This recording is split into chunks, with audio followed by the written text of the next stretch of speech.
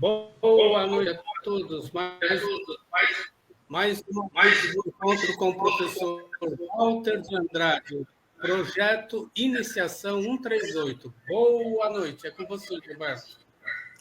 Olá, boa noite, sejam bem-vindos, estamos ao vivo, hoje o programa de número 138, e estamos aí, no intervalo do Natal para o Ano Novo. Feliz Natal aqui atrasado para todos, e Feliz Ano Novo antecipado aos que estão chegando, e vamos nessa. Boa noite, professor, bem-vindo. Boa noite, meu irmão Carlos Gilberto Catira, meu irmão Carlos Nascimento, estamos aí mais uma vez, né? No encontro número 138, né? 138, agora, o último do ano, né? 2024, né? E estamos aí reunidos justamente para fazermos o nosso programa Projeto Iniciação. Sempre lembrando que o projeto de iniciação é o projeto mais importante que uma pessoa tem que realizar na vida. É justamente o autoconhecimento. E para que isso ocorra, é necessário que a pessoa se filie a uma escola iniciática. Então, nós damos a informação que nós gostaríamos, né? Estamos aí dando a ideia que venham fazer a iniciação na Sociedade Brasileira de Biose. Como é que a pessoa pode fazer isso? Ela só entrar num mecanismo de busca da internet, né? Colocar lá Sociedade Brasileira de Eubiose e vai encontrar o site de Eubiose. E com isso ela vai encontrar lá um lugar específico onde ela pode constatar a localização dos diversos departamentos que existem no Brasil e no exterior. Ela entra em contato. Lá tem o registro do telefone, endereço, e-mail, etc. Ela entra em contato com a pessoa indicada, né, no departamento, e estabelece o início do seu curso, né? Agora, os cursos presenciais vão começar já na primeira semana de 2025, né? Primeira semana de 2025, então a pessoa pode já começar seu processo de iniciação. É o grau peregrino, o primeiro grau, depois tem mais 4 graus, depois de feito 5 graus, a pessoa tem o direito de fazer parte integrante, tornar-se membro efetivo da Sociedade Brasileira de Eubiose. Ela pode participar de palestras internas, externas, atividades todas, né, ritualísticas, e mais do que nunca, mais importante, ela tem a possibilidade de estudar, ler e estudar as revelações do professor Henrique José de Souza. Aqueles que não tiverem um departamento na sua cidade ou próximo à sua cidade, então resta uma possibilidade, que é justamente o EAD, Ensino à Distância. Ela pode receber as aulas pela internet. Mas, mesmo assim, o contato inicial deve ser feito com um dos departamentos da Sociedade Brasileira de Eubiose. Muito bem. O nosso encontro de hoje, de todo sábado, é destinado a dar a base filosófica e iniciática para aqueles que pretendem seguir o caminho da iniciação. A base é sempre 2 bases fundamentais: os ensinamentos de Helena Petrovna Blavatsky, fundadora da Sociedade Teosófica, né? E os ensinamentos do nosso querido professor Henrique José de Souza, fundador da Sociedade Brasileira de Eubiose. E nós abordamos também os ensinamentos dos grandes instrutores da humanidade através dos tempos e de todas as civilizações. O objetivo é a síntese do conhecimento a fim de propiciar aos pretendentes ao caminho da iniciação informações e valores importantes para essa finalidade, né? Outra finalidade do encontro é propiciar a reflexão a respeito do momento evolutivo que a humanidade está vivenciando nesse início do século XXI e início da era de Aquários. É verdade? Sempre lembrando que o Brasil é um país que deu a dignidade de ser o berço da nova civilização. Não é isso? Por isso que nosso canal aqui chama-se Canal Conexão 3005, porque o nosso mestre deixou nos seus escritos, nas suas revelações, que justamente no ano 2005 será dado início a uma nova civilização. E o Brasil tem um papel importantíssimo neste evento cósmico, terrestre e cósmico, né? Muito bem. Então, nós vamos continuar aqui estudando, né, os os preceitos e os estudos justamente dado por Helena Blavatsky, porque é muito importante a gente saber os termos, estudar todos os termos, né? Porque a obra usa termos muito importantes e difíceis de serem entendidos, né? Então, nós fazemos isso como uma preparação para todos aqueles que estão começando, e mesmo aqueles que já se encontram no caminho da iniciação, a possibilidade desse estudo, desses termos muito importantes, e seguindo a orientação de Blavatsky e também, claro, a orientação do nosso mestre, professor Henrique José de Souza. Então, nós começamos aqui, vamos avaliar uma palavra importantíssima dentro do cenário da iniciação, que é justamente a palavra Talmud, que vem do hebraico, hein? Talmud, vem do hebraico. Comentários rabínicos sobre a fé judia. Então, o Talmud são comentários rabínicos sobre a fé judia. O Talmud é composto de duas partes, a mais antiga das quais chama-se Mishnah e a mais moderna Gemara. Os judeus dão ao Pentateuco o nome de lei escrita e o chamam de o Talmud da lei oral não escrita. O Talmud contém as leis civis e canônicas dos judeus, que para eles reclamam grande santidade, porque, exceto a diferença já estabelecida entre o Pentateuco e o Talmud, o primeiro dizem, não pode reclamar qualquer prioridade sobre o segundo, pois ambos foram recebidos simultaneamente por Moisés no Monte Sinai de Jeová, que escreveu um e comunicou oralmente o outro. Então, veja bem a importância, então, deste conhecimento, justamente do Talmud. Então, a gente tem que dar importância a esses conhecimentos profundos, né? Um outro termo também que nós queríamos aqui abordar também é o nome tamas. Olha, a gente usa frequentemente, né? Tamas, tamásico e assim por diante, né? Então, vamos aqui dar uma explorada e uma analisada nessa palavra, né? Tamas vem do sânscrito. Tamas vem do sânscrito. A qualidade de trevas, impureza e inércia. É inércia. É também a qualidade da ignorância, pois a matéria é cega. É um termo empregado na filosofia metafísica. É a mais inferior das três qualidades, gunas fundamentais. Então, são as gunas, tamas é justamente a terceira mais densa, né? São as qualidades fundamentais da matéria, né? Justamente os gunas.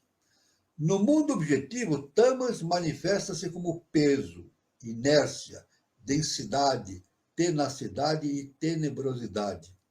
Na natureza interna do homem, mostra-se como abatimento, temor, desconfiança, indecisão, indolência, ignorância, ofuscação, cegueira, ilusão, erro, insensatez, olha quanta coisa, hein? Negativa, apatia, displicência, torpor, sono, letargia, sensualismo, impudência, dureza do coração e outras tantas coisas. Muito negativos para a evolução do ser humano, né? É qualidade predominante nos brutos e nos reinos vegetal e inorgânico. Saiba que a qualidade tamas, nascida da ignorância, leva à ofuscação todas as almas, escravizando-as através do erro, indolência e letargia. A cegueira e a inércia, o erro, a confusão, nasce do incremento do tamas. Então, isso aí, na verdade, isso aí está relacionado também a esse termo tamas com justamente a saída dos hebreus do Egito, né? Então, há uma descrição, né, na Bíblia, diz que Moisés levantou o seu bastão e abriu o Mar Vermelho. O Mar Vermelho se abriu e eles passaram pelo Mar Vermelho com as águas recuadas, né? Depois, quando todo o povo hebreu chegou do outro lado, os egípcios entraram para fazer o mesmo trajeto e as águas voltaram e inundaram e morreram todos afogados, né? Então, agora, veja bem, Mar Vermelho. tamas. Tamas, justamente, é a qualidade dos 3 gunas fundamentais, é aqui a qualidade da matéria, né? Então, na verdade, o nosso mestre diz que não houve realmente este milagre, né, que chamam, né, do Moisés levantando o bastão e separando as águas. Não, isso aí é uma forma simbólica de se falar o seguinte, que Moisés conduziu o seu povo a pé enxuto das águas de Tamas, que é justamente o Mar Vermelho. Então, ele ficou, Moisés, quanto tempo ele ficou no deserto? Rodando na Península Arábica? 40 anos. 40 anos indo pela Península Arábica, né? Justamente o que Moisés estava fazendo? Sob a orientação de Deus. Estava purificando a sua raça. É isso? Impedindo que eles pisassem Tamas, que é o guna da materialidade. Ele foi reiniciando o povo, levando o povo ao conhecimento de Deus, da importância da divindade no universo e da importância do bom comportamento do indivíduo diante da divindade, da humanidade, né? Então, isso é muito importante, esse conhecimento. Então, aliás, a gente pode dizer que, se a gente for no mapa e ver do Cairo até Jerusalém, é como daqui até o Rio de Janeiro. O Brasil é muito grande, é como daqui até o Rio de Janeiro. A gente pode ir, por exemplo, de São Paulo, da cidade de São Paulo até o Rio de Janeiro, eu estou falando aqui em São Paulo, cidade de São Paulo. A gente pode ir aqui da cidade de São Paulo até o Rio de Janeiro a pé e leva, o quê? 15 dias, né? Andando aceleradamente, em 7, 10 dias dá para chegar lá. Andando calmamente, em 15 dias, pronto, está lá. Lá no tempo do Império, né? Durante todo e antes do Império, né? Esse trajeto era muito feito pelo Dom Pedro I, né? O príncipe, né? Depois imperador, né? Vinha do Rio de Janeiro para São Paulo, e nesse posto entre São Paulo e Rio de Janeiro existiam muitos postos de mudas de cavalos, né? Eles deixavam os cavalos e pegavam o cavalo mais descansados, né? Para continuar seu trajeto. Então, era tudo feito a cavalo, né? Isso aí, então, é claro que Moisés poderia ter ido do Egito até a Terra Santa em questão de dias, né? No máximo 1 mês, 2 meses, exagerando no máximo. Mas ele ficou 40 anos girando pelo deserto, justamente para a purificação do seu povo, levando a um estado de consciência mais elevada para justificar a entrada na Terra Santa. Veja bem a importância do entendimento, então, de Tamas nessa questão, né? Um outro... Aqui, vamos ver aqui, vemos aqui, vamos ver um outro termo, vamos aqui, vamos seguindo aqui. Um outro termo importante aqui é justamente a palavra tamatras. Também vem do sânscrito. Tamatras. Olha, uma palavra difícil, né? A gente pode estudar isso, né? São os tipos ou os rudimentos dos 5 elementos, a essência sutil dos mesmos, desprovida de todas as qualidades e idênticas propriedades dos 5 elementos fundamentais: terra, água, fogo, ar e éter. Isto é, os tamatras são, em um dos seus aspectos, o olfato, o paladar, o tato, a visão e a audição. São as 3 propriedades fundamentais dos nossos sentidos, né? Inclusive, nós agora, na quinta raça-mãe, nós estamos desenvolvendo a audição. Não é simplesmente a audição pelo ouvido, não. A audição dos mundos sutis. Nós estamos sendo preparados para percebermos justamente aquilo que existe nos mundos sutis, como o mundo vital, o mundo astral, mental e assim diante. Tanto que está se falando muito hoje, inclusive na internet, que nós estamos caminhando para a quinta dimensão. E é justamente essa é a função da raça em que nós vivemos, né? A quinta raça-mãe, que está no seu início, né? Justamente caminhando para uma quinta dimensão, que no sentido bíblico é o quinto dia da criação, né? Então, nós tivemos 4 dias antes, nós estamos caminhando no quinto dia da criação. Depois surgirá o 6º dia, o 7º dia, vai surgir, então, a 6ª raça-mãe, a 7ª raça-mãe, finalizando, então, esse circuito que estamos fazendo aqui, os 7 dias de Brahma, nesse projeto evolutivo atual, né? Isso é muito bom. Então, Tâmatra significa forma sutil e rudimentar, o tipo grosseiro dos elementos mais sutis. Os 5 tâmatras são realmente as propriedades ou qualidades características da matéria e de todos os elementos. O verdadeiro espírito da palavra é algo, ou meramente transcendental, no sentido de propriedades ou qualidades. Isso aí está contido na doutrina secreta, no livro A Doutrina Secreta, com isso aí. Tudo isso está contido na doutrina secreta de Helena Petrovna Blavatsky. Segundo a filosofia Sankhya, os tâmatras, elementos sutis ou primários, são produção do ahankara e correspondem aos 5 sentidos, sendo designados por seus nomes. Estes 5 elementos sutis combinam-se entre si, originando os 5 elementos grosseiros ou compostos, mahabhutas, os quais, combinando-se entre si, formam um mundo material. Isso. Tâmatra significa também partícula sutil, átomo, etc. Então, aí vê, esse nome é muito importante, de Tâmatra, né? Tâmatra. Por isso que é muito importante esses termos, porque esses termos estão frequentemente citados na obra da doutrina secreta, e o professor Henrique de Souza também, nos seus ensinamentos, ele cita esses nomes, né?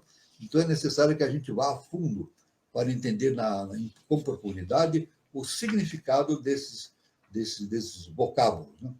Então, Tamatras.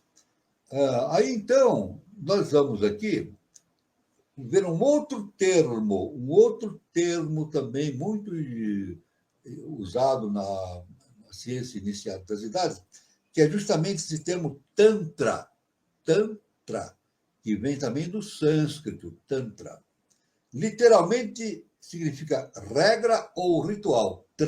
Tantra significa regra ou ritual. Certas obras místicas e mágicas, cuja principal peculiaridade é o culto do poder feminino, personificado em Shakti. Devi, ou Durga, Kali, esposa de Shiva, é a energia especial relacionada com os ritos sexuais e poderes mágicos. A pior forma de feitiçaria ou magia negra. A linguagem empregada em tais obras é altamente simbólica, e as formas de credo são pouco mais que expressões algébricas, sem qualquer chave proveitosa até o presente. A maior parte dos tantras, é o que nós estamos estudando, é dedicada a uma das múltiplas formas da esposa de Shiva e estão escritos sob a forma de diálogos entre as duas divindades. Neles encontra-se toda a ciência oculta, porém podem ser divididos em 3 classes. 3 classes, então, se divide esse termo, né? Aqueles que tratam de magia branca, aqueles que versam sobre magia negra, e aqueles que podemos chamar de magia cinzenta, uma mistura da primeira e da segunda. Magia branca, efetivamente, nós devemos chamar de magia evolutiva. E magia negra, atualmente, deve se chamar de magia involutiva, né? Então, os termos mais adequados agora é magia involutiva e magia evolutiva. E tem também uma composição entre as duas, né? Que faz uma simbiose entre o que nós denominamos de bem e mal, né? De bem e mal, né? Muito bem. Então, neles encontra-se toda a ciência oculta. Isso que nós falamos, né? Os Tantras contêm tudo o que se refere à magia, o lado oculto do homem e da natureza, os meios através dos quais pode-se fazer descobertas, os princípios pelos quais os homens o homem pode criar-se novamente. Tudo isso se encontra nos Tantras. Olha só que importante. A dificuldade do caso é que tais livros são muito perigosos quando não tem um mestre que sirva como guia, sobretudo quando se trata de colocar em prática os métodos neles expostos.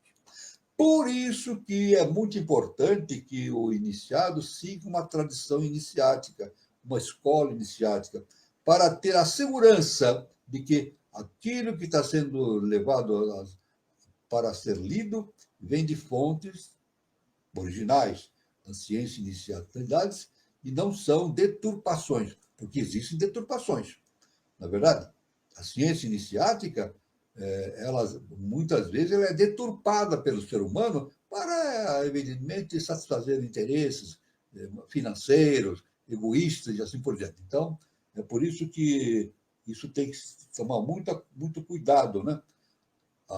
As escolas iniciáticas devem tomar muito cuidado nesse processo de transmissão desse conhecimento. Tanto que dá-se o nome de ocultos, né? As sociedades são chamadas ocultas. Não que existam segredos nelas, mas os ensinamentos são transmitidos de maneira equilibrada, para que a pessoa que receba entenda perfeitamente do que se trata, e para outros que não têm uma estrutura espiritual adequada, não possam usar esses conhecimentos para fins não humanísticos. Isso é muito importante. Outra dificuldade está em que as obras tântricas contêm vários véus que impedem a visão nua e crua da verdade, seja no que se refere à exatidão dos chakras e padmas, lótus ou plexos do corpo humano, seja no que se refere às cores dos diversos táttivas ou ao seu número verdadeiro. Isso tudo contido na doutrina secreta de Helena Blavatsky, olha só. Sempre lembrando que a doutrina secreta, a própria Blavatsky diz que não foi ela quem escreveu. Olha que importante. Ela disse que ela pôs no papel aquilo que os mestres indicaram que ela deveria fazer. Então, ela foi o quê? Ela foi veículo dos grandes mestres. E ela teve uma experiência muito grande, né, nos mundos internos. No Tibete, ela esteve pessoalmente nos mundos internos e trouxe de lá conhecimentos fantásticos. Então, esse trabalho da doutrina secreta, os outros livros de Blavatsky são de uma profundeza e uma grandeza enorme, né? Então, por outro lado, tais obras usam muitas vezes o nome de um órgão de corpo para representar um centro astral ou mental.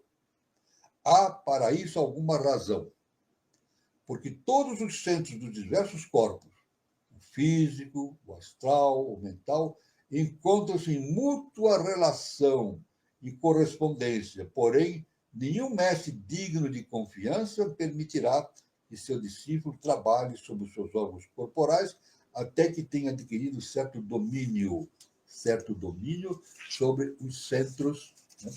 Ele tem que ter um domínio, né, perfeito. Ele tem que ter um domínio perfeito sobre os centros superiores e tenha purificado cuidadosamente o corpo físico, né? Isso é uma preocupação dos mestres, né? Fazer com que o discípulo receba o conhecimento dentro da hora certa. Tudo tem uma hora certa para ser recebido, né? Aliás, o próprio Jesus, o Cristo, ele usava desse processo com os seus discípulos, né? Os seus discípulos, isso consta do Evangelho, né? Eles queriam difundir todo aquele conhecimento para todas as pessoas. Então, Jesus disse que não. Ele disse então para os discípulos: olha, ide e pregai esses ensinamentos para as pessoas indicadas que eu estou indicando, porque não se deve jogar pérola aos porcos. Isso é muito importante, né? Lede os tantras se quereis a título de ensinamento. São, em verdade, interessantes. Porém, não o pratiqueis sem uma explicação. Nele está a saúde do vosso corpo. Isso foi uma Anne Besant que escreveu Introdução ao Yoga. Anne Besant foi discípula de Blavatsky, né? Então, isso é muito importante. O discípulo tem que estar pronto, deve estar preparado para usar esses conhecimentos, senão ele vai tropeçar nas próprias pernas, né?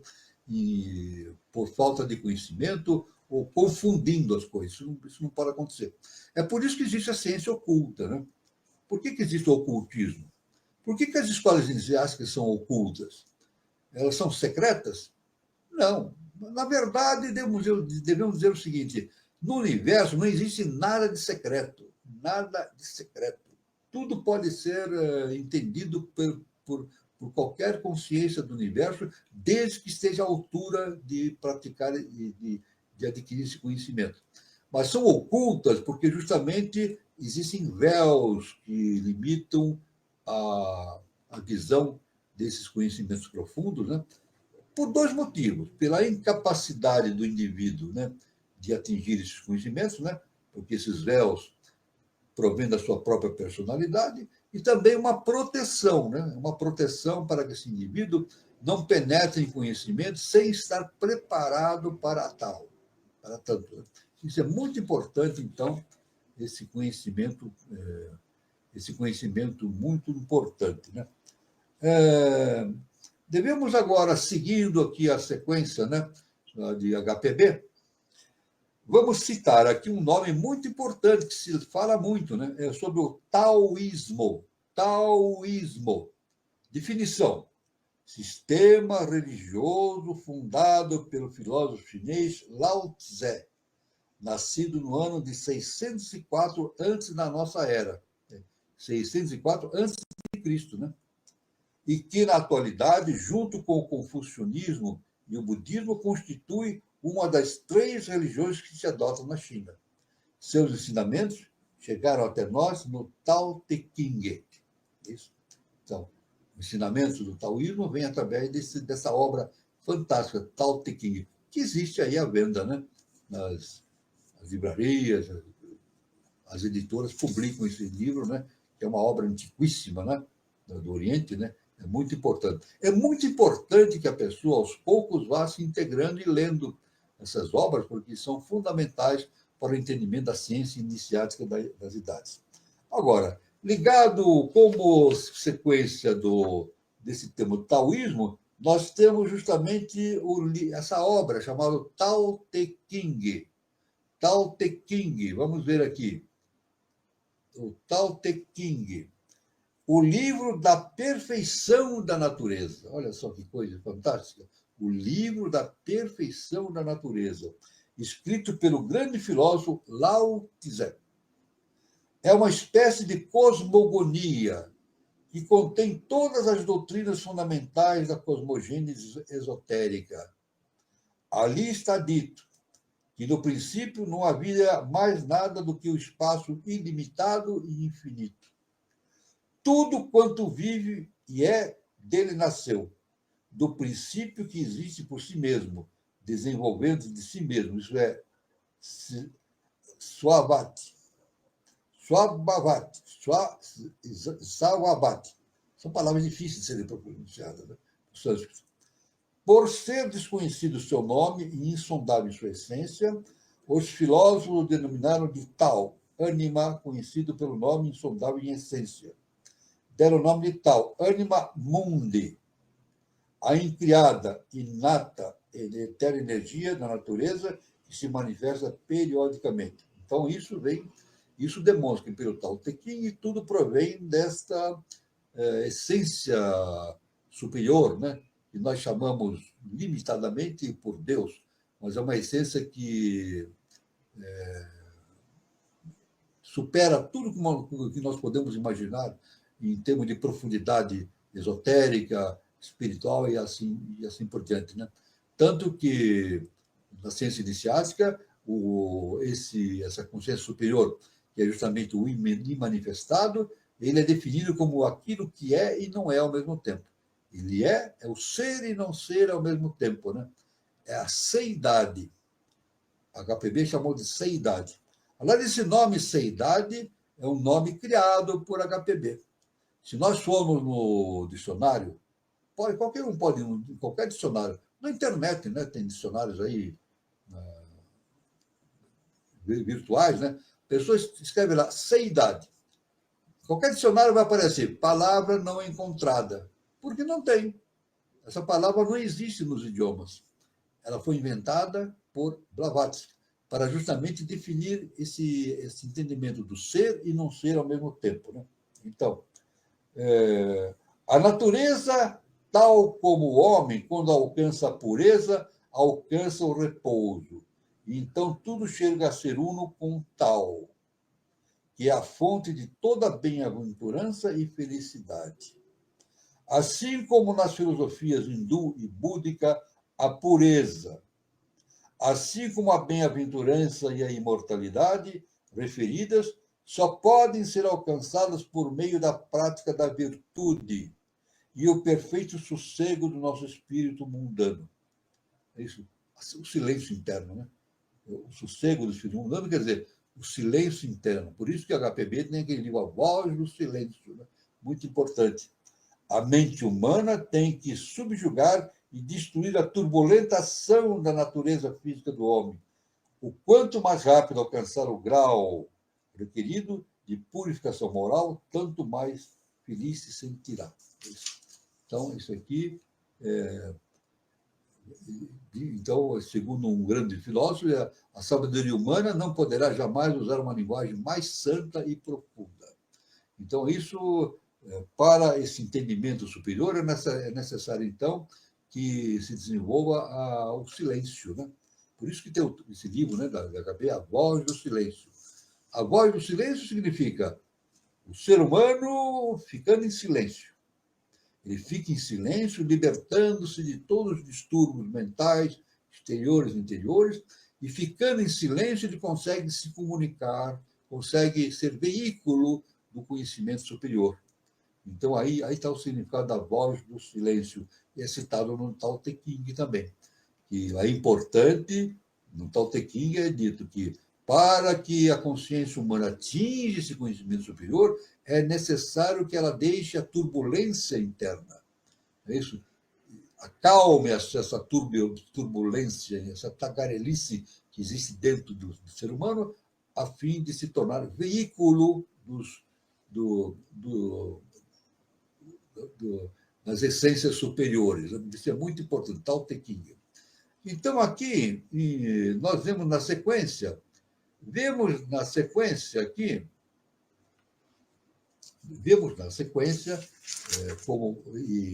como caso imediato, uma definição ligada justamente ao eterno, né? Que é justamente Tat, T-A-T, Tat. Vem do sânscrito. Veja como as coisas vão se conjugando, né? Esses conhecimentos vão se conjugando. Nada existe separado, está tudo uniformizado dentro de uma mesma lógica universal, o mesmo princípio universal. Então tem a palavra Tati, T-A-T, sânscrito. Aquele, ele, é o aquele, ou aquilo. Aquele, o universo, a existência una. A palavra Tati é usada na sentença Tati Tuan Asi. Ou seja, tu eras aquele, isto é, tu, alma humana ou espírito individual, eras a alma ou espírito universal. É isso? Significa, então, ver por essa definição, bate justamente naquele conceito que Jesus nos dá no Evangelho, né? Vós sois deuses. Somos deuses, mas nos esquecemos dessa nossa essência divina, né? A fórmula da escola Vedanta Advaita, como se lê no Bhagavad Gita, Om Tat Sat, olha só essa sequência, Om Tat Sat, é a tripla designação da divindade, Brahma. Então, Om Tat Sat é o Brahma expresso de forma tríplice, indicando sua divindade com a sílaba Om, sua universalidade com a sílaba Tat, e a sua existência real externa como Sat. Então, Om, Tat, Sat. O Om é ligado com o verbo divino, né? O som. O Tat significa a divindade superior, justamente o imanifestado. E o Tat, na sequência, Om, Tat, Sat, o Sat é realmente a manifestação no mundo orgânico, no mundo objetivo, né? No mundo material. Né? É por isso que originou-se a palavra Satanás.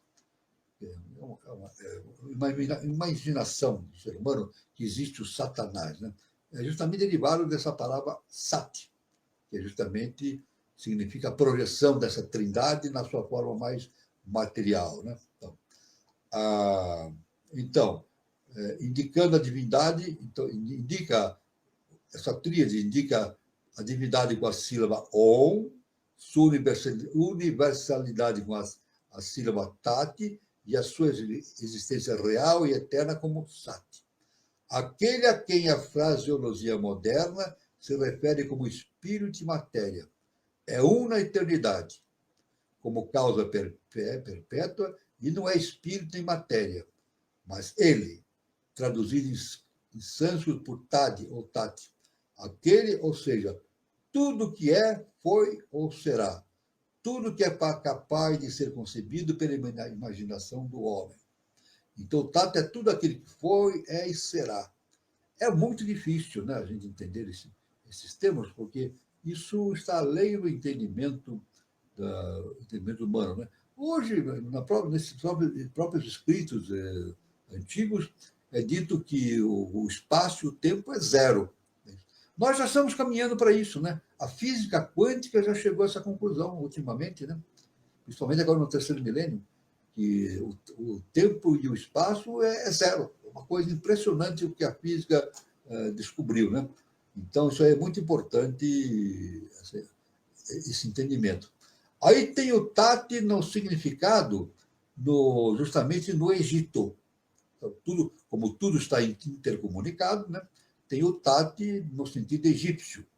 É um símbolo egípcio que consiste numa vara vertical, roliça, adelgaçada no extremo superior, com 4 barras cruzadas dispostas na ponta.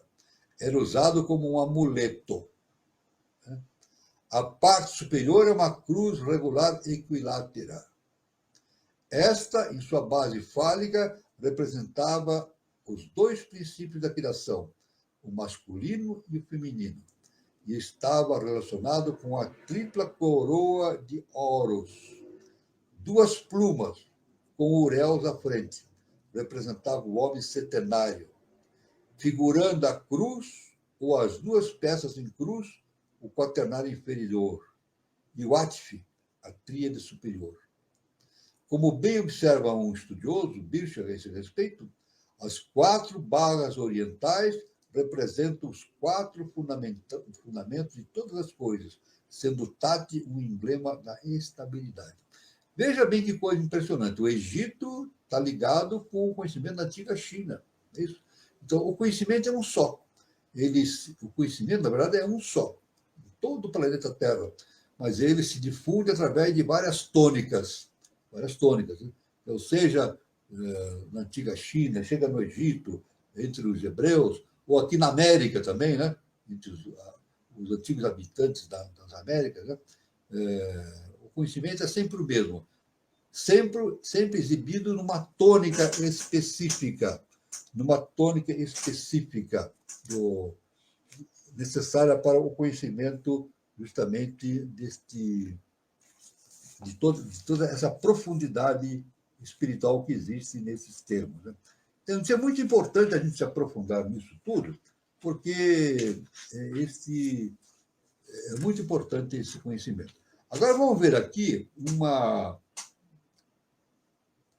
uma palavra que tem uma definição extensa, muito extensa, né? Justamente, veja bem, é justamente Tativa, sânscrito, Tativa. Aquele eternamente existente e também os diferentes princípios da natureza, em seu significado oculto. Tativa Samasa é uma obra da filosofia Sankhya, atribuída ao próprio Kapila, foi um grande estudioso da antiguidade. Dá-se também o nome de Tativa aos princípios abstratos da existência ou categorias físicas e metafísicas. Os elementos sutis, 5 esotericamente e 7 na filosofia esotérica, que são os correlativos aos 5 e 7 sentidos no plano físico. Os 2 últimos sentidos ainda estão latentes no homem, porém serão desenvolvidos nas últimas 2 raças-mãe. Então, nós estamos desenvolvendo um sentido olfato nessa 5ª raça-mãe, depois 2 outros sentidos mais adiante será desenvolvido na 6ª raça-mãe e na 7ª raça-mãe, completando, então, o trabalho justamente evolutivo dos 7 dias de Brahma, no qual nós estamos incluídos. Né? Na famosa obra As Forças Sutis da Natureza, diz o seu autor, os táttvas são as 5 modificações do grande alento. Atuando sobre a natureza material Prakriti, o grande alento coloca em 5 estados, nos quais tem movimentos vibratórios diferentes e executa diferentes funções.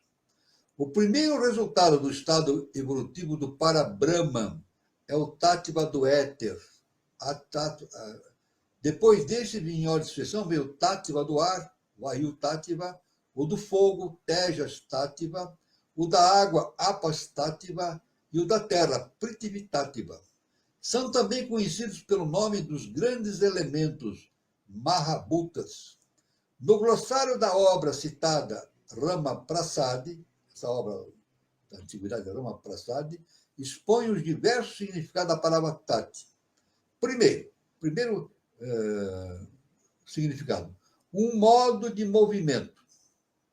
O segundo definição, o impulso central que mantém a matéria em estado vibratório. E a terceira definição, uma forma diferente de vibração. O grande alento dá a Prakriti 5 tipos de extensão elemental. A primeira e mais importante é o Akasha Tattva. As 4 restantes são Prithvi, Vayu, Apas, Yagni ou Tejas. Cada forma e cada movimento é uma manifestação desses tattvas, isoladamente ou em conjunção, conforme o caso.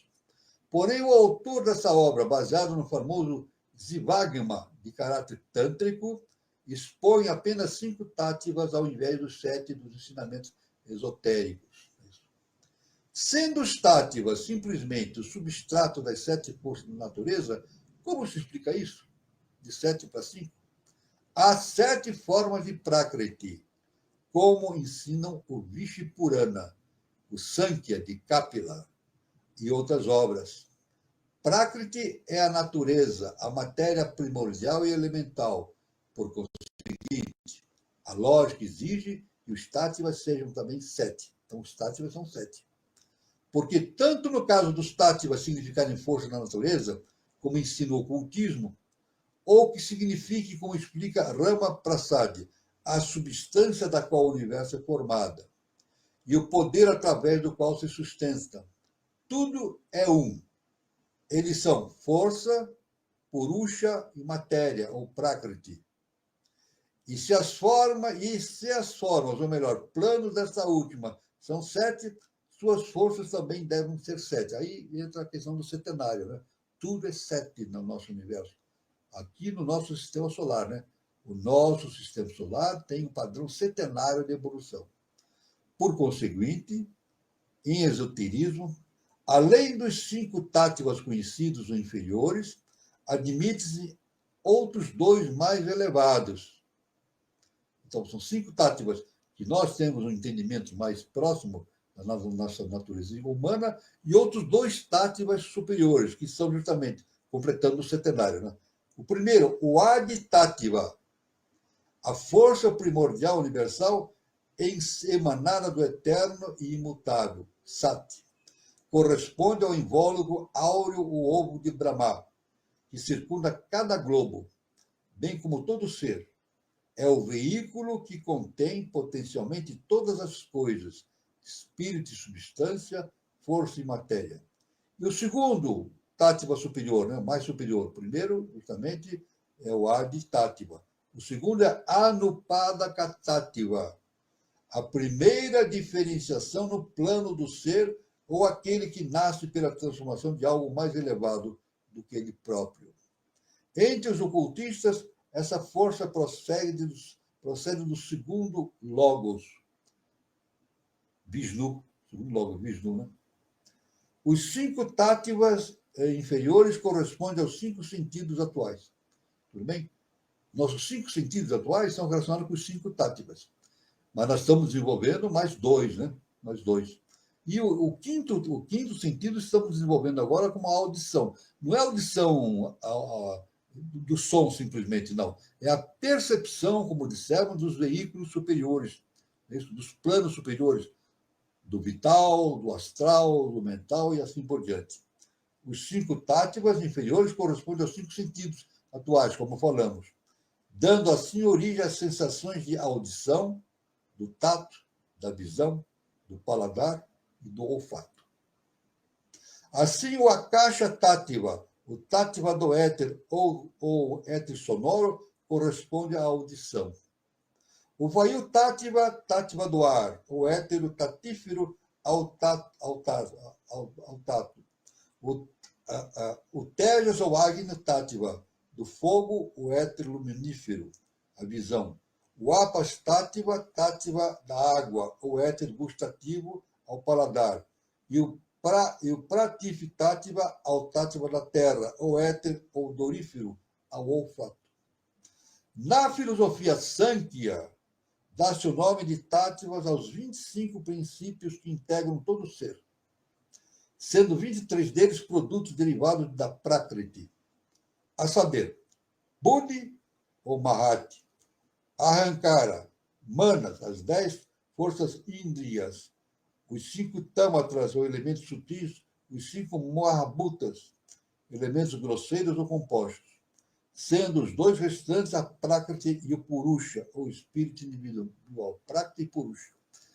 E na nosso entendimento objetivo é a matéria e o espírito, né? Na verdade,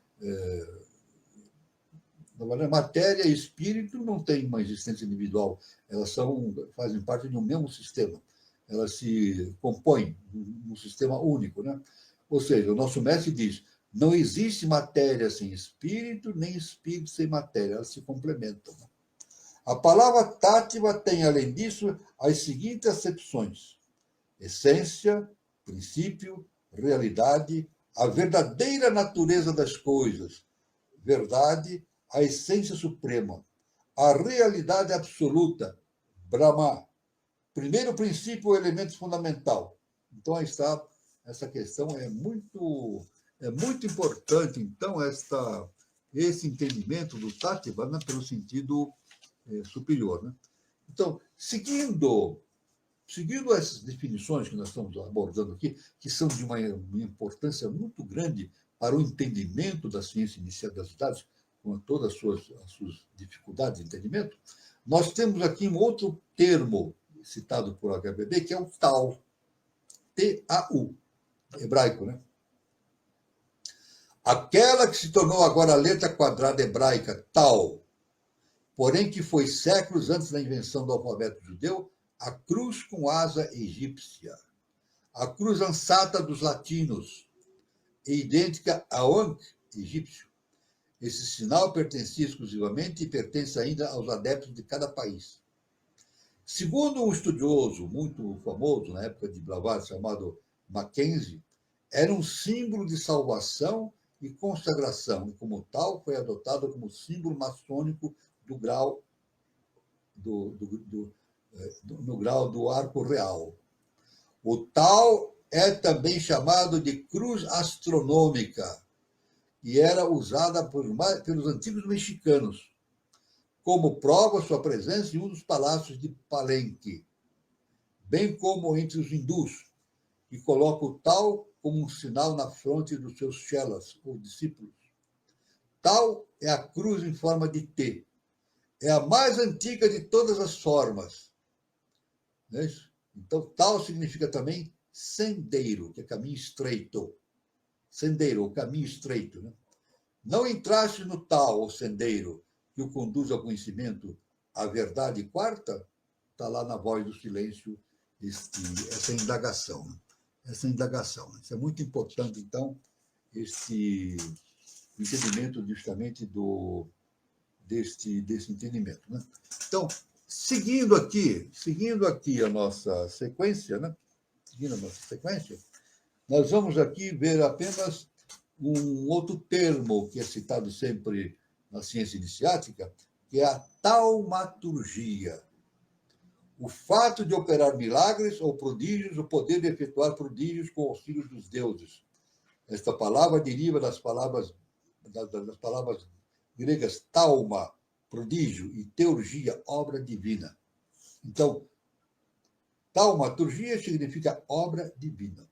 Então, nós devemos dizer, novamente, isso aí nós frequentemente ensinamos, né? Que, na verdade, os milagres não existem. Não existem. Milagre é uma forma de entendimento humano para denominar fatos que não têm uma explicação física adequada, humana. Milagre não existe. Então, os seres de alta hierarquia, como Jesus, por exemplo, faziam milagres. Dizem que faziam milagres, mas não eram milagres. Eles usavam as forças cósmicas. Eles eram e são veículos das forças cósmicas. É magia. Então, não é milagre, é magia. Os indivíduos, as consciências elevadas, então, usam essas forças energéticas superiores para produzir efeitos extraordinários na matéria física densa ou em outros níveis da existência. Então, isso aí cai dentro do termo da taumaturgia, mas sempre lembrando que não existe um milagre, e sim, não existe um milagre, e sim a utilização das forças cósmicas utilizadas pelos grandes adeptos ou seres superiores, mais superiores, pertencentes às hierarquias. Então, aí está algo muito importante. Muito bem. Agora, então, nós vamos fazer mais um estudo aqui, justamente, continuando aqui, sobre o simbolismo arcaico das religiões. É isso? O simbolismo arcaico das religiões. Então, aqui temos. Temos aqui, então, vamos continuar para dar uma sequência, né? Simbolismo arcaico das religiões.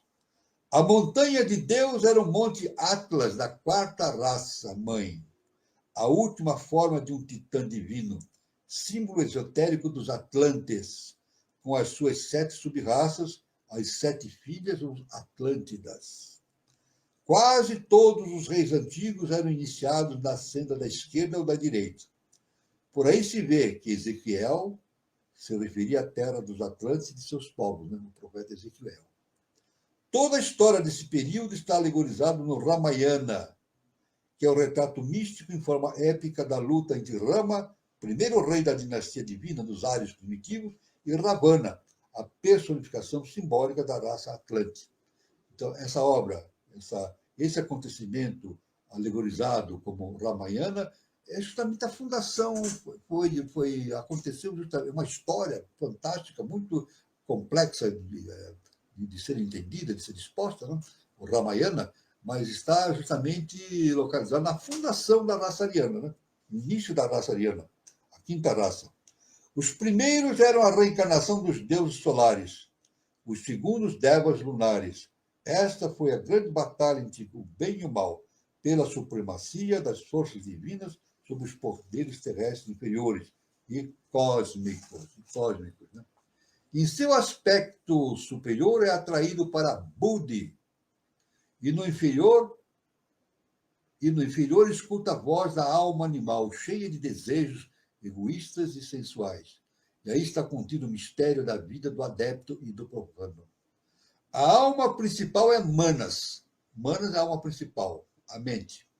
Nos Vedas e Puranas se menciona Buda, o sábio instruído na doutrina secreta, o qual é o planeta Mercúrio em sua efemerização.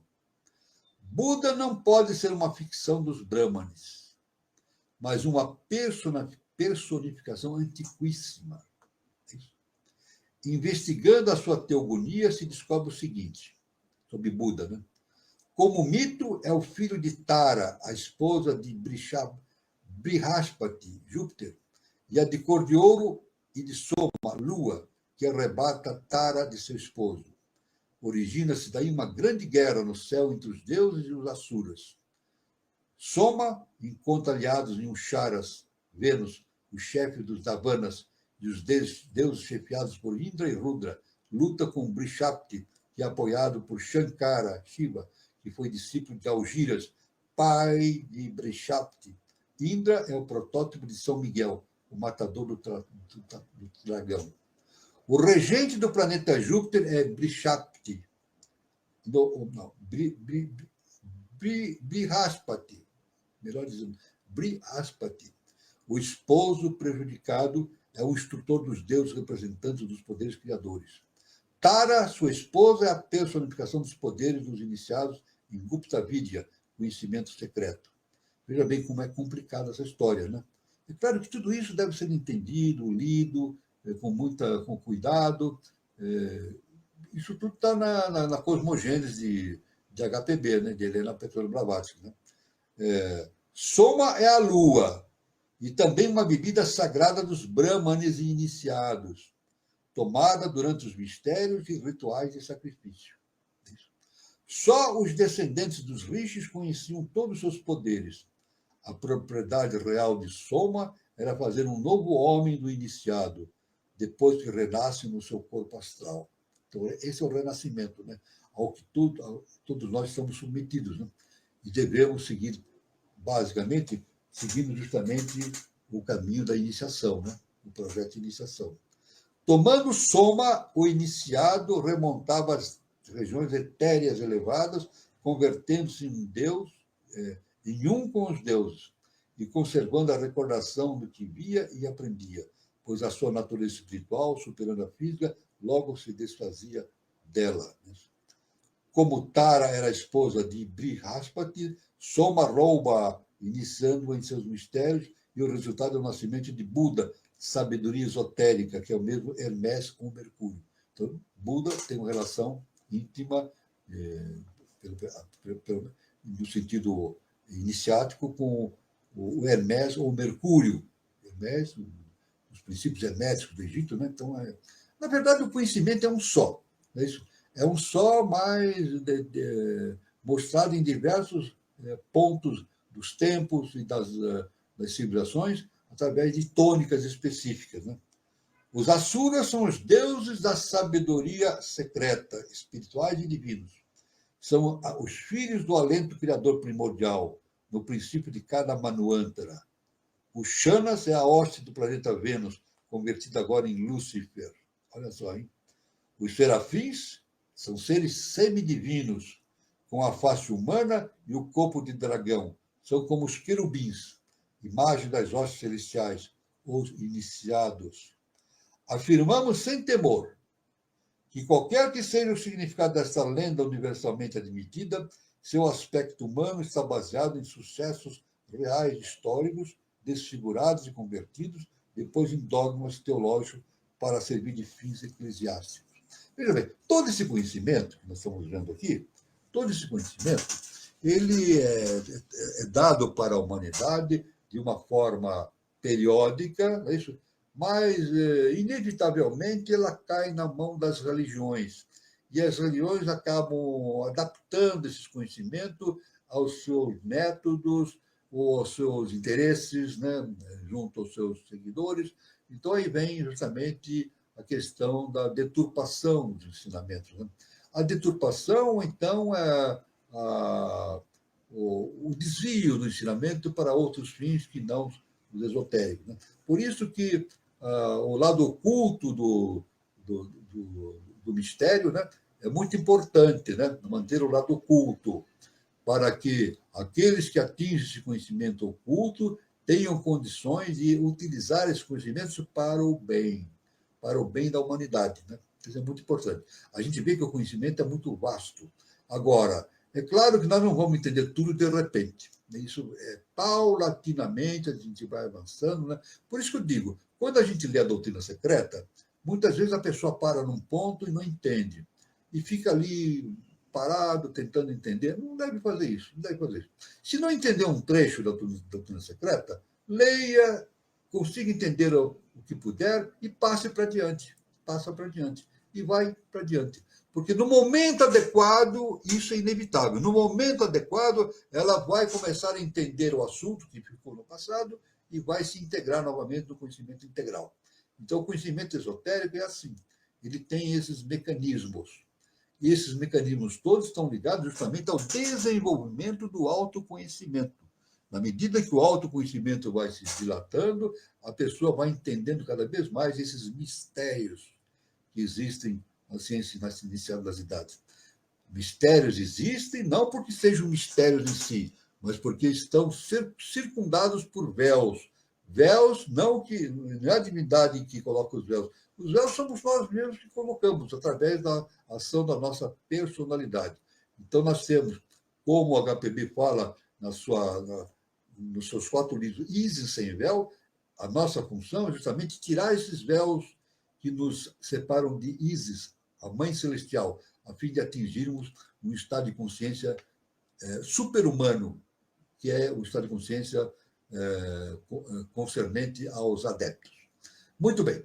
Então, vou parando por aqui nessa primeira parte, né, do nosso estudo e passo aqui a palavra para o Carlos Nascimento, a fim de conversarmos mais com os nossos irmãos presentes, a fim de trocarmos ideias, etc, etc. Muito bom, professor.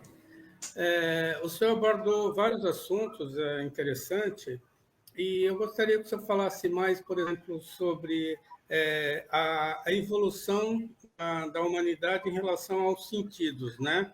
O senhor falou que a gente está desenvolvendo a audição e a intuição seria um dos sentidos a gente também desenvolver, professor? Veja bem, a intuição justamente é um 6º estágio, né? Porque nós temos aqui o nosso quaternário inferior, né? É o físico denso, o vital, o astral e o mental inferior. É isso. Depois, o ser humano tem, além disso, a tríade superior. O 5º estágio de tudo isso é o mental superior. É uma 5ª coisa a ser desenvolvida. É o olfato. Depois vai desenvolver uma 6ª coisa, que é justamente a intuição. E no final, desenvolve uma 7ª coisa, que é a nossa consciência crística. No momento que o indivíduo desenvolve esses 7 estágios, ele torna-se um adepto.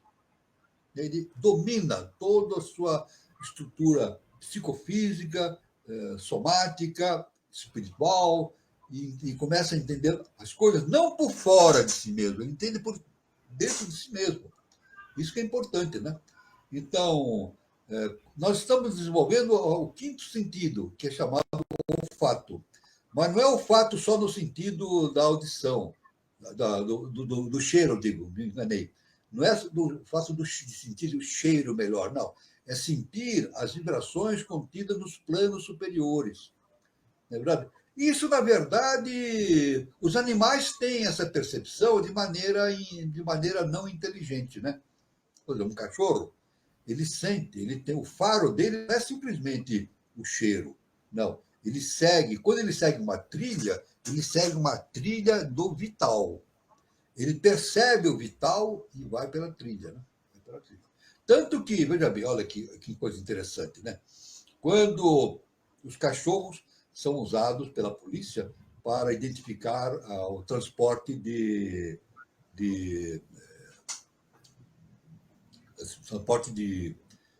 drogas, né? Então, o cachorro ele vai cheirando, né? Nos aeroportos, em qualquer lugar, e ele sente o cheiro da droga. Mas veja bem, não é o cheiro da droga, simplesmente, ele sente a vibração da droga. Ele é treinado, claro que nos aparatos policiais, ele só passa por esse treinamento, né? Para detectar as drogas, né, pelo cheiro. Mas não é bem pelo cheiro, é pela vibração. Então, a pessoa pode pôr uma droga dentro de uma mala, depois pôr outra mala, 6 malas, uma dentro da outra. O cachorro vai sentir o cheiro da droga. Não é o cheiro, ele vai sentir a vibração da droga dentro do corpo. A mesma coisa, eu estou falando em droga, mas, por exemplo, às vezes uma pessoa se perde na mata, né? Uma pessoa se perde na mata, às vezes acontece esses casos, né? A pessoa fica perdida no mato e as forças policiais tentam encontrar a pessoa, principalmente crianças, né? Então, o que é usado? Pega-se uma roupa da criança ou do ser e dá-se para o cachorro cheirar. Isso. E o cachorro, através daquela percepção que ele tem no vital, vai encontrar a pessoa no lugar onde ela estiver. Ele vai cheirando, cheirando, cheirando e vai encontrar a pessoa. Eu tenho até um caso, eu vou contar um caso da minha tia, né, lá em Santos. Uma vez ela tinha um cachorro, ela não queria esse cachorro por um determinado motivo, né? Então ela pegou o cachorro e levou lá na ponta da praia. Para não jogar o cachorro na rua, ela deixou junto com os pescadores. Porque era comum naquela época, os pescadores traziam toda aquela pesca e os cachorros ficavam ali se alimentando. Eles davam os restos da comida para os cachorros, né? Então era uma forma dos cachorros irem se alimentando, ajudava os cachorros na sua sobrevivência. A minha tia, para não jogar o cachorro, levou o cachorro lá para esse lugar. Na volta, ela foi a pé, do Gonzaga, e é longe, do Gonzaga até a ponta da praia. Aí, na volta, ela foi na casa de uma amiga fazer uma visita. Aí, quando ela chegou em casa, o cachorro estava na porta dela. Você acredita? Ela chegou em casa, o cachorro estava esperando por ela na porta da casa dela. A minha tia falou assim, eu nunca mais me desfiz do cachorro. Ela ficou tão impressionada com a volta do cachorro e pela afeição que o cachorro tinha por ela, que ela não teve mais coragem de ir. Ela ficou com o cachorro, não sei qual é o destino que teve, mas ela não se desfez mais. É claro que o cachorro, a minha tia levou para um determinado lugar e ele seguiu a sua trilha de volta para casa através do vital. Não é pelo cheiro. As pessoas dizem assim, pelo odor ele vai sentir o cheiro. Não, ele não sente o cheiro. Não é só o cachorro, o cavalo também. Às vezes o cavalo se assusta. Ele não só sente o cheiro, mas ele percebe formas no astral e se assustam, empinam, ficam apavorados. Isso acontece com os animais. Os animais têm essa percepção. Tem essa percepção de maneira não inteligente, veja bem. Agora, o ser humano não, ele desenvolve a sensação do olfato e vai percebendo as coisas de maneira inteligente, de maneira superior, de maneira espiritual. Então, o nosso destino é justamente ir percebendo as questões de maneira superior. É por isso que eu sempre brinco, né? Nós temos a informática hoje, né? Temos a informática serve, uma coisa maravilhosa, está se desenvolvendo cada vez mais, e alargando as possibilidades de comunicação do ser humano, mas ela está com o destino marcado. A informática vai desaparecer. A informática vai desaparecer por falta de utilidade. Vai chegar um momento que a informática não vai ter utilidade alguma. Por quê? Porque o ser humano vai desenvolver a capacidade mental, de transmissão mental, de se comunicar mentalmente uns com os outros. Esse é o nosso destino. Nos comunicarmos mentalmente uns com os outros nos planos superiores, né? Então, isso é o desenvolvimento dos táteis, o desenvolvimento das possibilidades sensoriais e assim por diante. É um estudo magnífico, e vale a pena se aprofundar nesses assuntos. Muito bom, professor. Gilberto, você tem alguma colocação para fazer? Muito bem, vamos lá. Bom, hoje é o programa de número 138, o último programa do ano, de 2024, né? Então, a todos que estão acompanhando aí a nossa despedida aqui deste ano, a gente agora só volta o ano que vem, gente. Então... Eu só quero depois falar uma coisa, viu?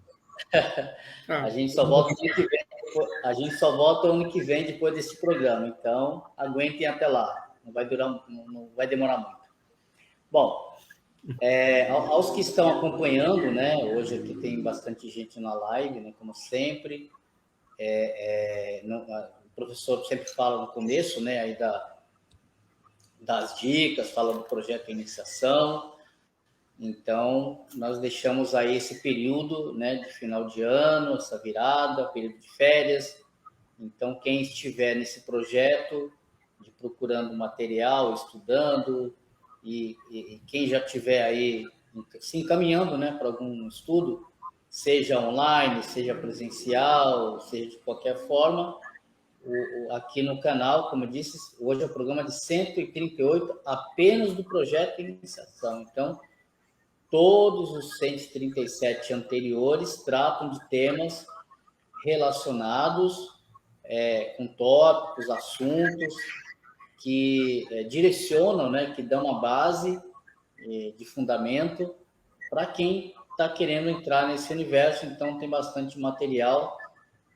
Você já vai entrar nos seus estudos, né, aí no seu programa já com bastante familiarizado com a linguagem, com os temas, pelo menos com alguma base teórica para poder se aprofundar com o passar do tempo, certo? Então, esse é o meu recado inicial. Aqui também o pedido para que vocês cliquem aí no vídeo, dê um like, é importante, porque quando você clica, né, quando você dá ali a plataforma, ela faz uma leitura de que esse programa, né, que o vídeo ele está sendo bem avaliado, então ele manda, né, para mais pessoas, ele distribui, ele mostra para mais pessoas, e para nós é importante, para o canal é importante, né?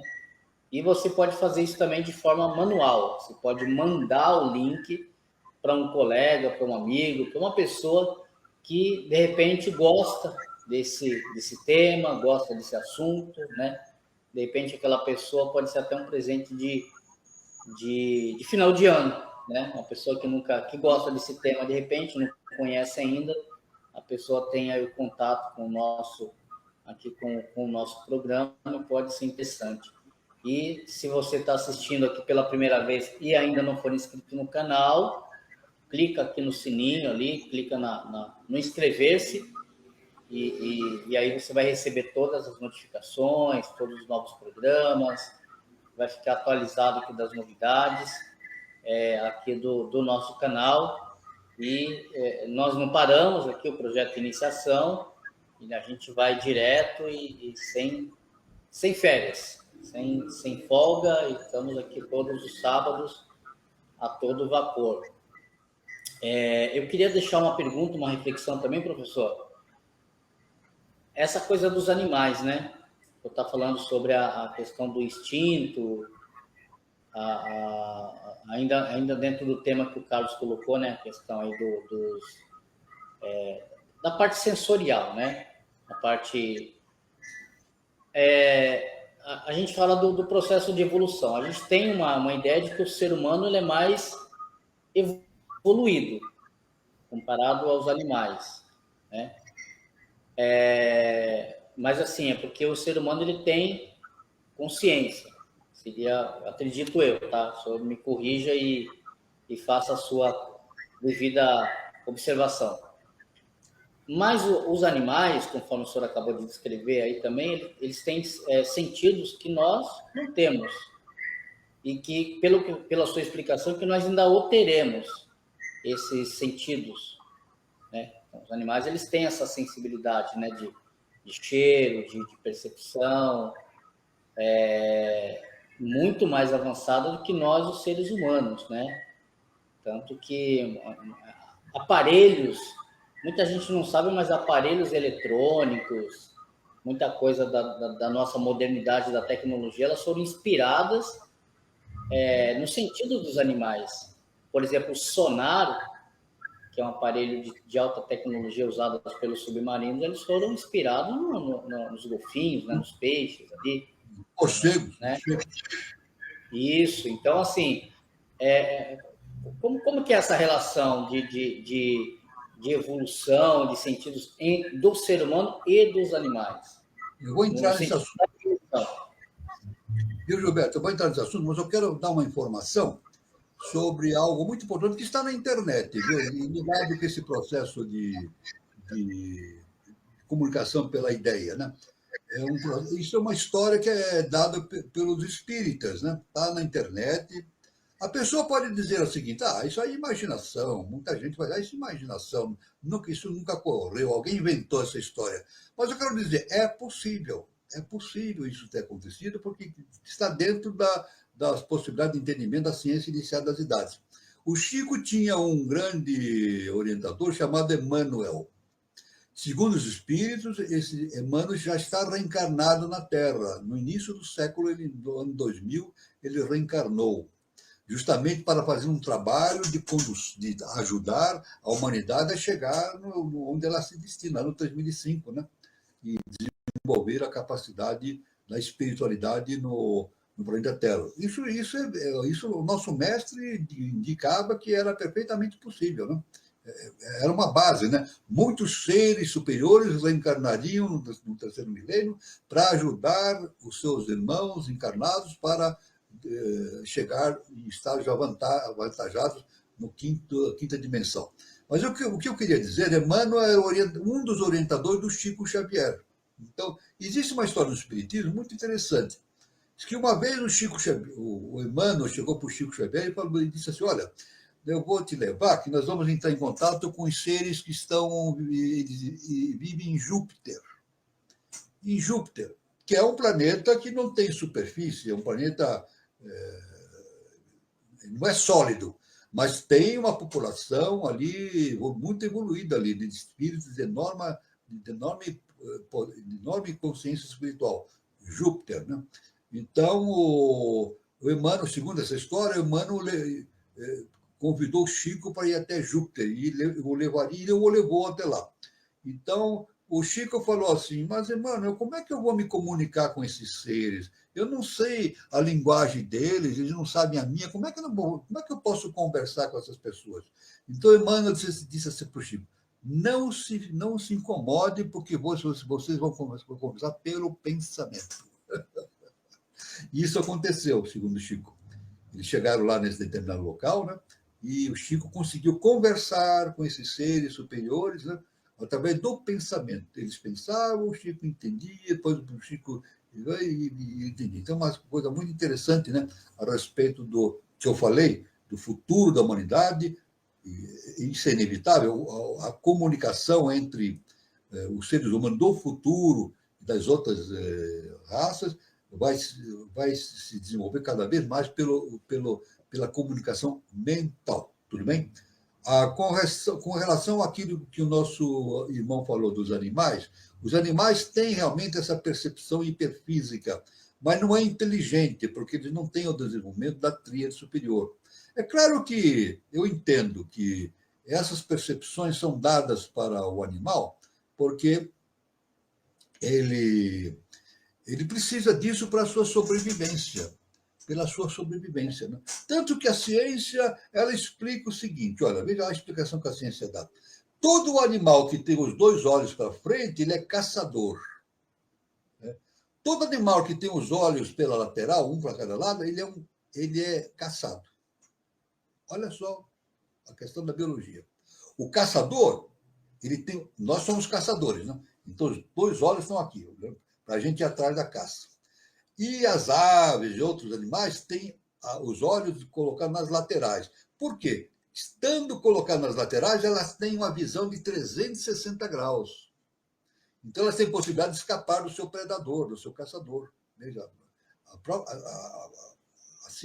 a biologia faz essas maravilhas, né?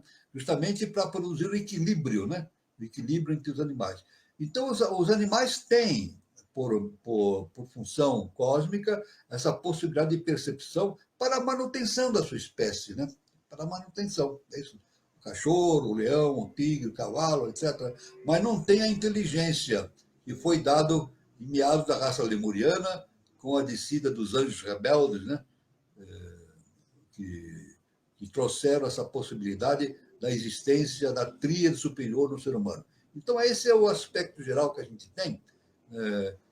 Os animais têm essa percepção por questão de sobrevivência. A natureza lhes deu essa possibilidade, né? Inclusive da percepção hiperfísica, né? Mas não tem a inteligência. Agora, o homem não, ele tem a inteligência, mas ainda não tem desenvolvido todos os sentidos. São 7 sentidos. Ele está desenvolvendo o 5º sentido, e o 5º sentido é justamente ao olfato. Olfato já desenvolvido pelo odor. Né? Nós sentimos o cheiro, mas o olfato é muito mais do que isso a ser desenvolvido no ser humano. É perceber as vibrações hiperfísicas do mundo vital, astral, mental e assim por diante. Então, esse é o resumo que a gente pode dar dessa situação biológica e evolutiva que existe entre os animais e os seres humanos e assim por diante.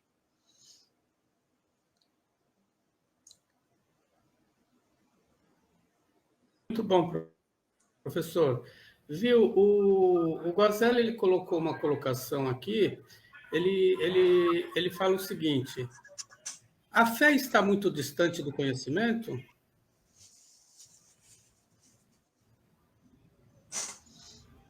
Olha, a fé é algo importante no indivíduo.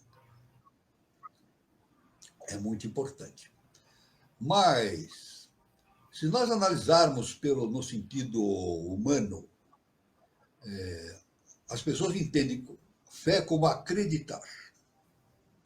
Acreditar. Então, a religião diz assim: é necessário que o ser humano tenha fé em Deus e acredite em Deus. Agora, no sentido esotérico, isso não é o suficiente. Não é o suficiente acreditar ou ter fé em Deus. É necessário o autoconhecimento. É necessário sentir e perceber o Deus que existe dentro de nós. Por isso Jesus falou: vós sois deuses. Então, essa é algo muito sutil que a gente precisa entender. Não é que a fé seja ruim, não, a fé é bom. É boa a pessoa tem fé e acreditar em alguma coisa, é bom isso, né? Mas é um patamar de conhecimento. É um patamar. Agora, o patamar superior é justamente o autoconhecimento. Ele tomar conhecimento da sua própria natureza divina. Então, não é questão de acreditar, é questão de saber exatamente aquilo que existe no mundo hiperfísico, no mundo espiritual. Então, ele não está crendo, simplesmente, ele está vendo, está percebendo algo mais profundo. Então, a gente não vamos criticar a fé nem a crença. Cada um no seu. É muito bom ter fé, é muito bom acreditar em Deus. Mas existem estágios superiores, que é justamente o autoconhecimento. Por isso que lá no frontispício do templo de Apolo em Delfos, em antiguidade, estava escrito assim: homem, conhece a ti mesmo e conhecerás os deuses e o universo.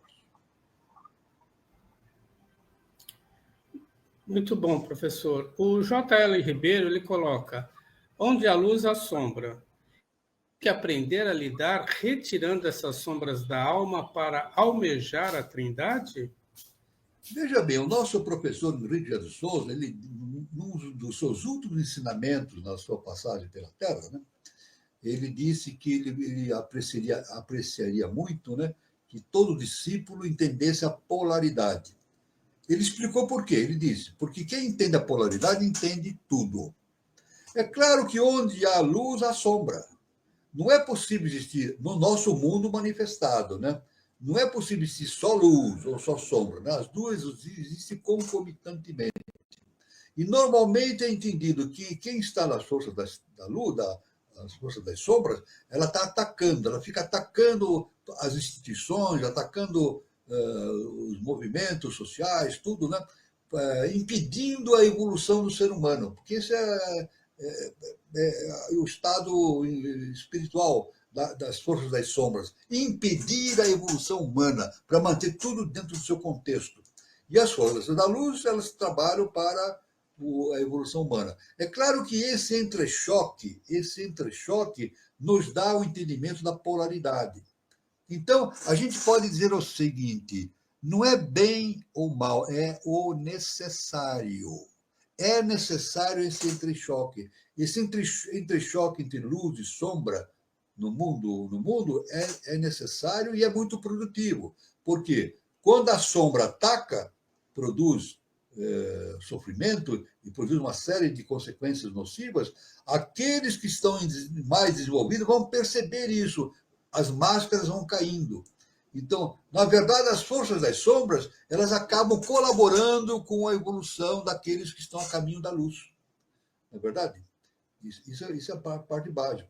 Então, mas é claro que nesse sentido evolutivo, a ciência, a lei divina, justa e perfeita, ela vai equilibrando as coisas para produzir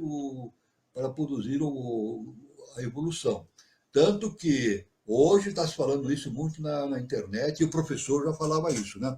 O professor dizia o seguinte: quem não estiver preparado para a nova civilização no mundo não reencarna mais na Terra. Pronto.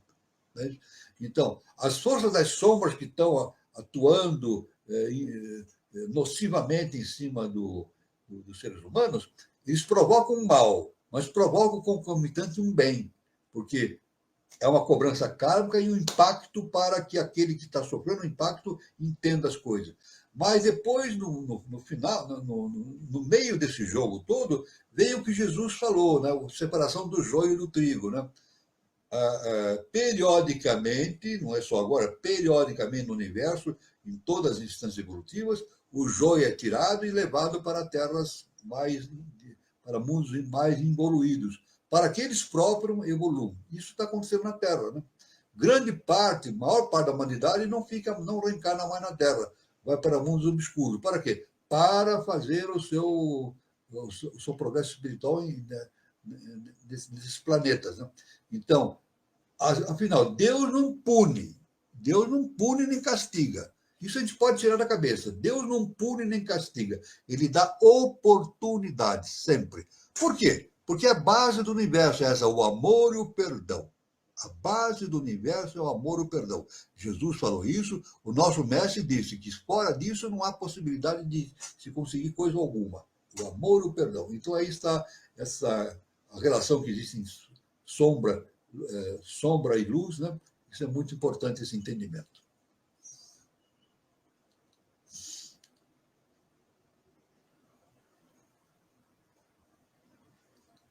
Professor, eu só quero passar 2 recados. Oi? Pois não. Eu ia falar a respeito do som. Eu ia falar a respeito do som. Mas está tudo bem. Tá. Eu quero falar sobre o Centro de Terapias Holísticas, Espaço Shakti Nova Era. Quem estiver passando por São Lourenço, sua matriz fica lá na Praça Helena Jefferson de Souza, 38, anexo 1, São Lourenço, sul de Minas Gerais. Então, quem estiver fazendo sua visita na cidade de São Lourenço, faça uma visita também no Espaço Shakti Nova Era. Para mais informações, aí está o telefone via WhatsApp, prefixo de São Lourenço 35, 997566874, e aí também o endereço no Instagram, @Shakti Nova Era. Lembrando que tem filial no Departamento de Brasília da Eubiose, do Espaço Shakti Nova Era, e 2 endereços em São Paulo, no Departamento da Eubiose de Santana e também do Sumaré. E eu queria complementar, tem então a nossa roda de conversa, né? Quando for voltar a nossa roda de conversa, eu aviso aqui no projeto Iniciação, porque a gente no projeto Iniciação não está pagando, tá? Então, esse é o último programa do ano, né? A gente encerra o ano de 2024 com o projeto Iniciação 138 e retorna no dia 4 de janeiro, no mesmo horário, às 20h40, tá?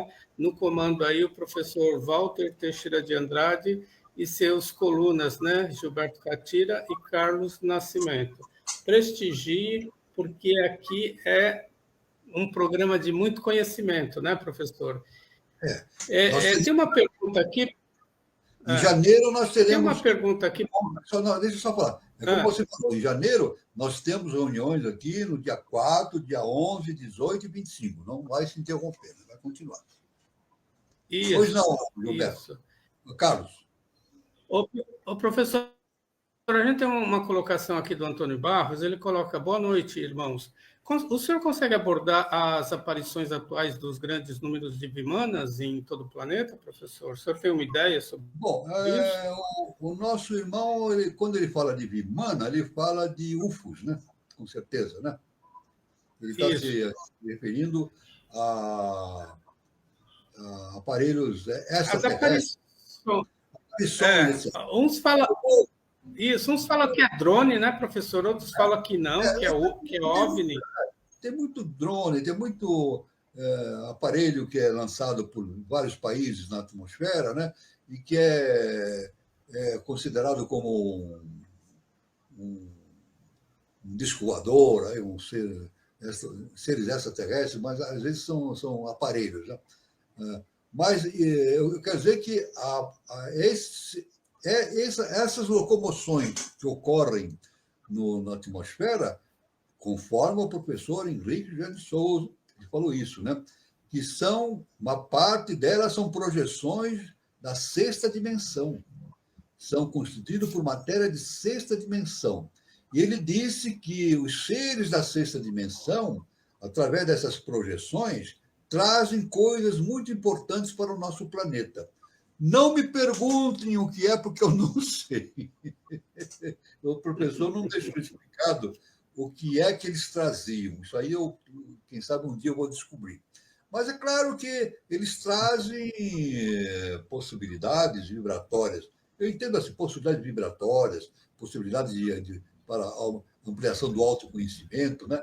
Então, inclusive esses pontos luminosos que aparecem, eles não têm uma aerodinâmica, não tem um movimento aerodinâmico, né? Eles, aqui, depois eles cruzam assim, desaparece, às vezes um pontinho divide em vários pontos luminosos. Quer dizer, não pode ser um avião, nem um balão, nada disso, né? O que desafio. Além disso, eu quero dizer o seguinte, que fala-se muito que o ser humano vai um dia viajar pelo espaço interplanetário, né? Mas eu digo o seguinte, com essas naves que estão aí é impossível. Isso é carroça, né? Isso é carroça, não dá. Tanto que hoje diz assim, nós vamos mandar o primeiro ser humano para Marte, mas é uma viagem só de ida, não dá para botar. Só de ida, não vai. Os astronautas estão aí, estão com problemas lá no espaço, né? Só vão poder voltar em fevereiro, né? Vão ficar lá em janeiro, desde novembro que estão lá. Então, estão dizendo que eles só vão voltar em fevereiro ou março, né? Podem voltar na Terra devido a problemas que eles têm lá no espaço lá que orbitam a Terra, etc. Então, as nossas condições de conhecimento técnico ainda são muito limitadas. Mas eu quero dizer, existem naves interplanetárias hiperfísicas. Isso é básico. Existem naves interplanetárias hiperfísicas, no plano vital, no plano astral, no plano mental. E essas naves elas viajam pelo universo inteiro e se incumbem de levar de lá para cá as coisas importantes que devem ser conduzidas para a evolução da humanidade, né? A gente vê na internet isso, né? Isso é muito relatado na internet atualmente, de maneira bastante explícita, né? Inclusive esses seres que vão sair da Terra para os seres os mundos mais evoluídos, para fazer o recomeço, serão levados por naves interplanetárias para, nos seus corpos hiperfísicos, são levados lá, adaptados para reencarnar nesses planetas. Então, isso é perfeitamente possível. É perfeitamente possível, né? Como eu disse, né, a questão do Chico Xavier, que eu falei que o Emmanuel levou ele para conversar com seres de Júpiter, né? Existem seres em Júpiter vivendo, como existe no Sol também. O Sol ele é habitado, é uma fornalha, mas ele é habitado. Existem seres espirituais. Né? O nosso professor diz que o Sirius, que é a primeira estrela, a estrela de primeira grandeza do Cão Maior, é um Sol de uma evolução muito maior do que o nosso Sol. E lá tem seres de espiritualidade que a gente nem pode imaginar o nível deles. Sirius, né? Então, quer dizer, pelo universo todo, há vida. Todo o universo há vida. HPB diz, tudo no universo tem consciência. Então, podemos dizer que é possível que haja uma aparição, mas não fisicamente. Não são naves espaciais como o ser humano entende, que são construídos de matéria física densa que viajam pelo universo. Não, assim não. As naves espaciais que existem no mundo hiperfísico, elas podem viajar pelo espaço inteiro, inclusive com velocidade superior da luz. Não há limite para isso, né? Isso é básico, entendendo que os mundos internos é constituído matéria. Olha só que nós vamos ter aqui, eu vou fazer uma apresentação justamente sobre os mundos internos. Brevemente, vamos fazer uma apresentação sobre os mundos internos. E os mundos internos são constituídos por matéria. Isso.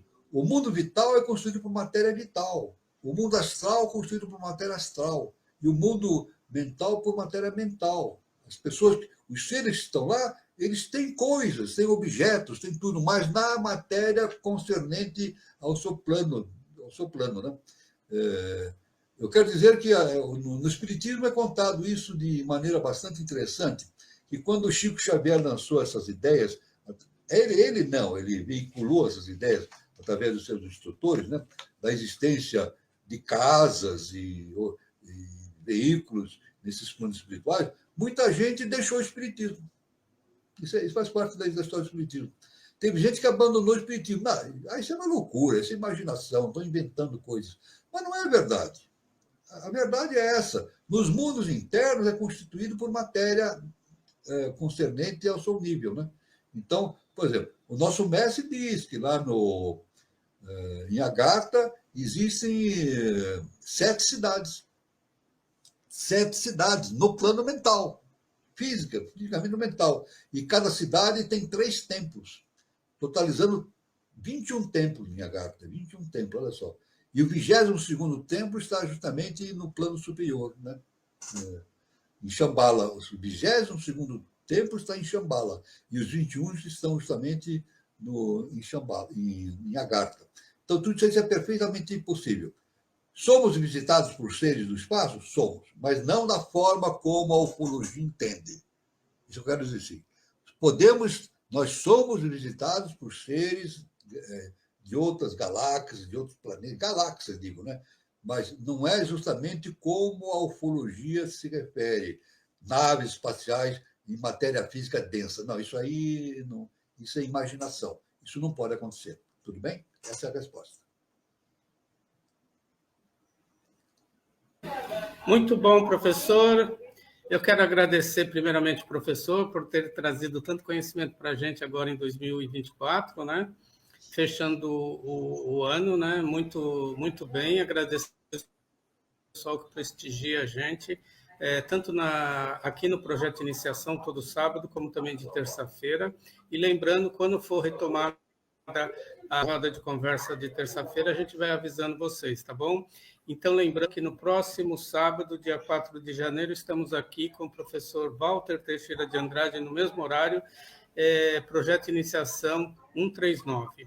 Pessoal, eu quero agradecer muito vocês, um bom final de sábado, um bom domingo e até o próximo encontro no sábado que vem. Fala, professor. Agora, lembrando, o professor ele foi várias vezes para os mundos internos.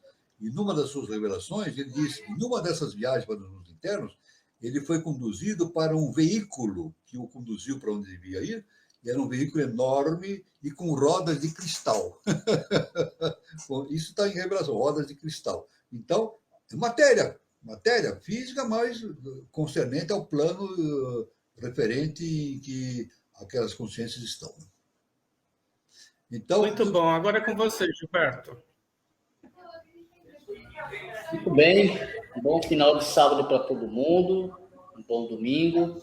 Um feliz ano novo. Agradecer a todos que estiveram aqui conosco durante esse mais um ano, né? Aí nos acompanhando, colaborando. E esperamos todos aqui. Agora a gente só volta ano que vem, tá, gente? Então, aguentem aí, tenham paciência. A gente só volta no próximo ano, então a gente se encontra lá. Só ano que vem. Só ano então, que vem. Boa noite para todo mundo. Só no ano que vem vamos estar aqui. Exatamente. Então é isso. Boa noite para todo mundo. Feliz ano novo. Boa noite, professor. Boa noite, meu irmão Gilberto Catira, muito obrigado. Meu irmão Carlos Nascimento, muito obrigado, foi um prazer. Boa noite a todos os irmãos que estiveram presentes aqui. E sábado que vem estaremos aqui, hein? Luz, paz e amor para todos e fiquem todos com Deus.